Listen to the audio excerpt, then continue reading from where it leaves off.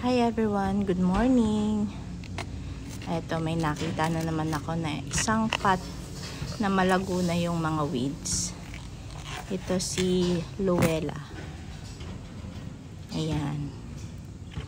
Sobrang lago na ng mga weeds niya and kailangan ko nang tanggalin. Kasi hindi na makita yung mga, ayan o, mga iba nasa ilalim.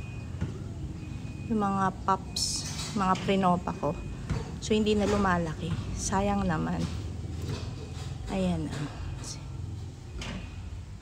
Pinopagate ko to si Luella early this year kasi yung pinaka-mother niya is na stem rot, na lusaw.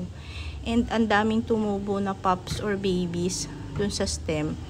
So, pinagkukuha ko yun. Maliliit lang sila eh. Sobrang liliit lang nun. And ayan na.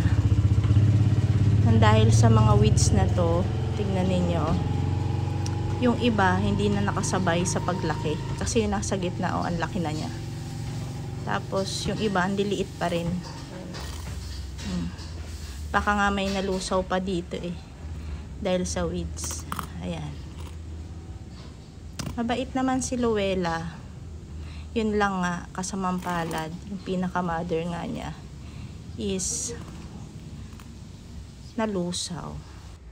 Itong isang malaki na to na nasa gitna, ayan, pwede ko na siyang iripat. And then yung mga babies, hihintayin ko muna na mas lumaki pa. Ayan. Tignan nyo itong damo na to, napakalago. Oh. Diba? Ang lusog-lusog niya. Oh.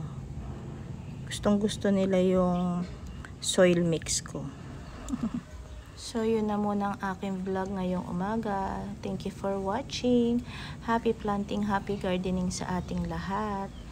Good morning, everyone. Until next time.